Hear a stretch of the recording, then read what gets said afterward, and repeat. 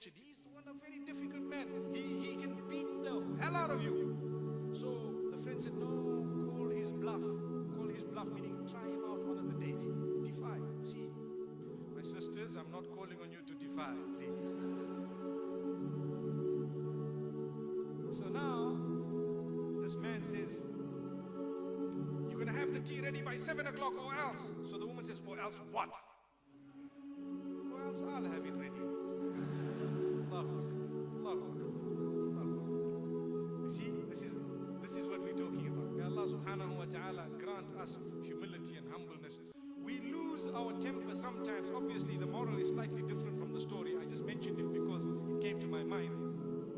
But we lose our temper sometimes with people we're not supposed to be losing it with, because we have already bubbled the mess somewhere else.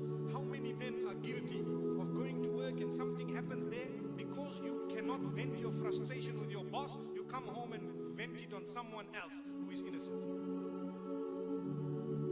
If our children are paying for the frustration we have somewhere else, wallahi, we are creating two messes out of one.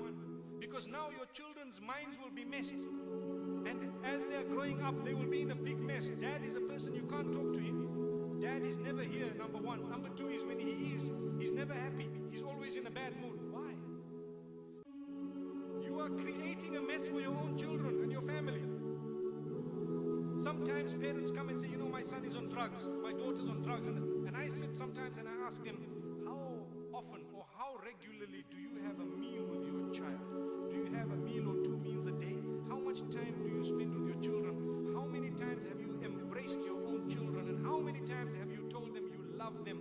And how many times have you told them you really, really miss them? And how many times have you bought them some gifts or surprises and just surprised them and given them something, even if it was light? And how many times have you made them feel like they are the most important people in this world? And a lot of the times, those whose children are astray are guilty of being busy, doing something else, not realizing it's about time you looked after your children. Now the mess who created it. I wouldn't like to say we created it ourselves, but I'm sure we are to blame as well. May Allah subhanahu wa ta'ala protect our children from smoking to start with. See, I heard the Ameen before I said smoking. Once I said smoking, where's the Ameen? Say it loudly, Ameen. Why? Because yes, there might be people who are smoking and so on. We all know that it's something bad, very bad. But at the same time, you don't want it for your children. Believe me. It's too bad to want it for your children. So, if you are a role model for your own children, you are saving them from a mess. So when they say, when they grow older, they won't even need to say, help me out of my mess, because you already helped them out of their mess before they were in the mess. May Allah subhanahu wa ta'ala help us out of our mess. Believe me, when you don't read salah, you pay for it. You pay for it. How? Something will happen. It has to happen. If you don't want to dress appropriately, don't think you can defy Rabbul Alameen. That is Rabbul Alameen. You know, the other day I was speaking about Surah Al-Rahman, and a valid point came to my mind. All of us know one verse from Surah Al-Rahman off by heart. What is it? You said it. فَبِأَيِّ آلَاءِ رَبِّكُمَا تُكَذِّبَانِ. And a lot of us would know what it means. Which is it of the favors of your Lord, O mankind and jinn kind, do you deny? What's the answer?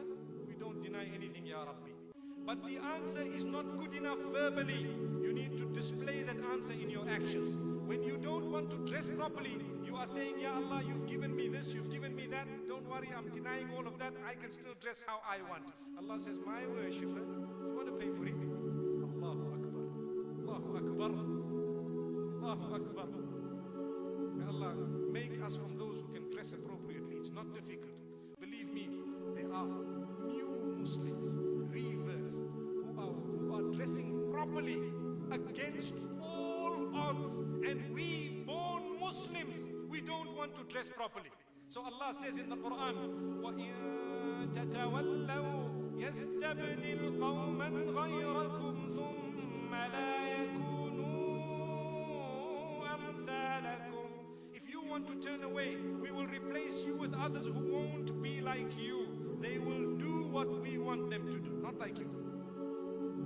So don't think you're doing Allah a favor. You're doing yourself a favor. Like I said, if you're not reading salah, there are 10 other people who will start reading salah because you've left it.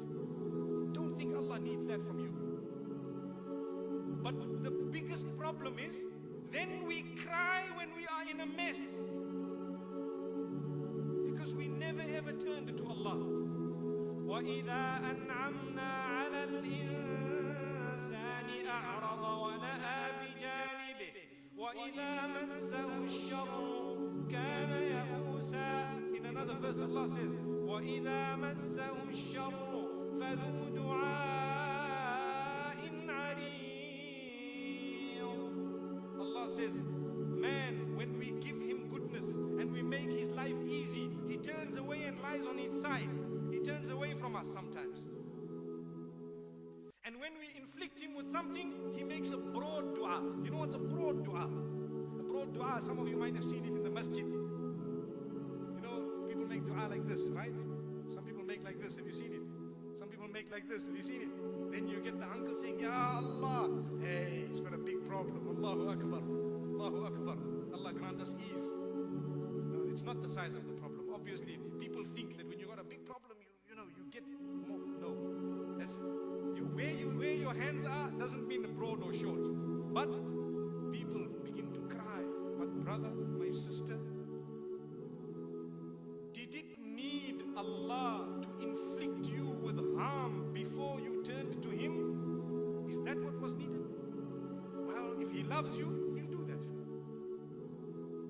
I hope you understood the question. Let me ask it again in a different way. Are we going to wait for something bad to happen in our lives before we turn to Allah, start dressing properly, start reading our salah, we stop gossip and stop backbiting? Or will we wait for the day when Allah gives us 2 smacks on our faces and then we're going to turn? What are we waiting for? Sometimes our life is too easy, so we don't turn to Allah. That is the time you must turn to Allah. You know the hadith. The Prophet ﷺ says, تَعَرَّفْ إِلَى اللَّهِ فِي الرَّخَاءِ يَعْرِفْكَ فِي الشِّدَّةِ. Get close to Allah subhanahu wa ta'ala in times of ease, and He will get close to you in times of difficulty. Why do we have to wait for times to become difficult, then we say, Ya Allah? May Allah subhanahu wa ta'ala grant us this. But still, if difficulty has already come in our path,